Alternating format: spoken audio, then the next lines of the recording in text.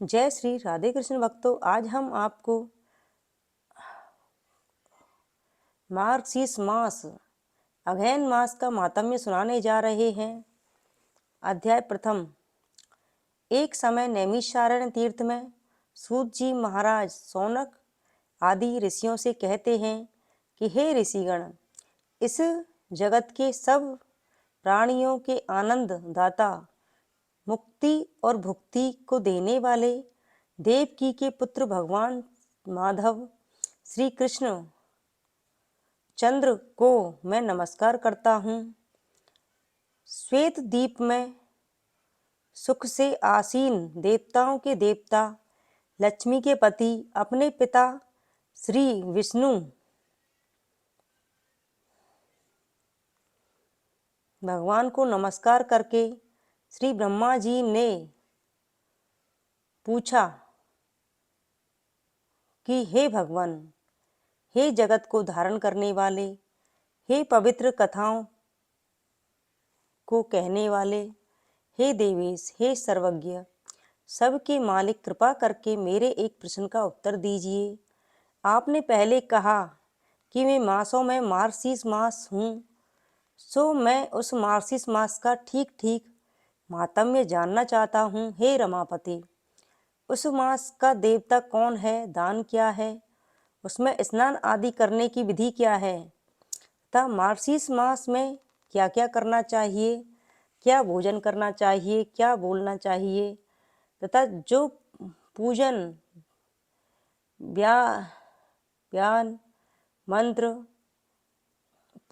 ध्यान मंत्र जप आदि कर्म किए जाते हैं, उन सबको मुझसे कहिए।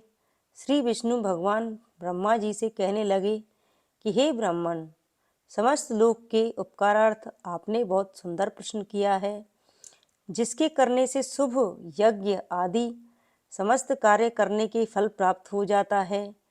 हे सुत, समस्त यज्ञों के करने से जो पुण्य प्राप्त होता है तथा जो सब तीर्थों में जो फल मिलता है, उन सब तीर्थों की प्राप्ति, फलों की प्राप्ति मार्गशीर्ष मास के व्रत के सेवन से मिल जाती है।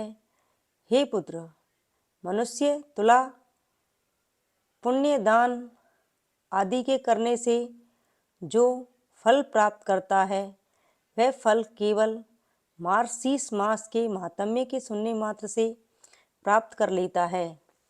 यज्ञों को करना, वेदों को पढ़ना, दान आदि देना, तीर्थों से स्नान आदि करना, संन्यास तथा योग को धारण करने से मैं किसी की वशभूत नहीं होता हूँ, किंतु मार्गशीर्ष मास में स्नान, दान, पूजन, ध्यान, मौन, जप आदि के करने से मैं सहज ही वश में हो जाता हूँ। अन्य मासों में यह सब कर्म करने से मैं वश में नहीं होता। यह मैंने तुमसे अत्यंत गुप्त बात कही है। सर्वत्र निवास करने वाले देवताओं ने जब मेरी प्राप्ति के लिए यह अत्यंत सुलभ उपाय देखकर अन्य धर्म आदि सेवन से इस मार्गशीर्ष को गुप्त कर दिया, अतः मेरे भक्तों को मेरी प्राप्ति में साधन समझ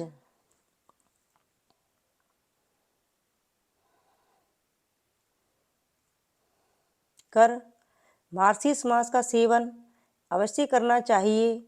जो मनुष्य इस मार्गशीर्ष मास में व्रत आदि का सेवन नहीं करते हैं, वे पाप रूप हैं, क्योंकि वे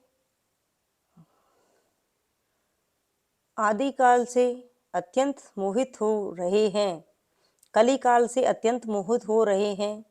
हे वत्स, 8 मासों में स्नान, दान, व्रत, पूजन आदि से जो फल मनुष्य को प्राप्त होता है, उतना ही फल मकर के सूर्य होने पर माघ मास में प्राप्त हो जाता है।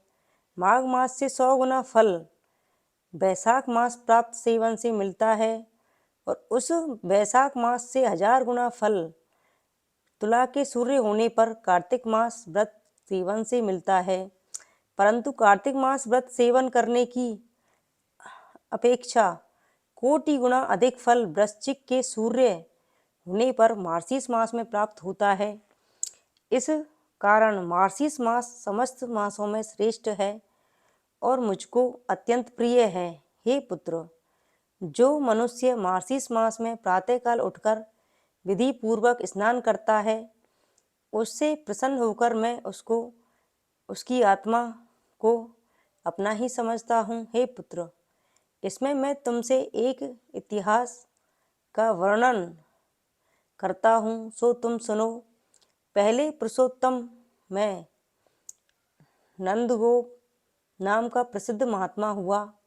गोकुल में उसकी 1000 परम सुंदरी कन्याएं हुई। मेरे कथनानुसार उन कन्याओं ने मार्सीस मास में विधि पूर्वक प्रातः स्नान और पूजन किया तथा विषयान्न भोजन और नमस्कार किया। इस प्रकार उनके व्रत सेवन से मैं उन पर अत्यंत प्रसन्न हुआ।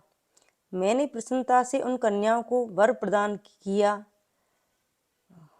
वर प्रदान कर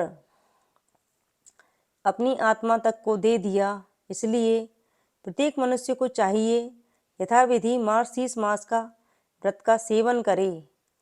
इस प्रकार मार्सीस मास का प्रथम अध्याय समाप्त हुआ।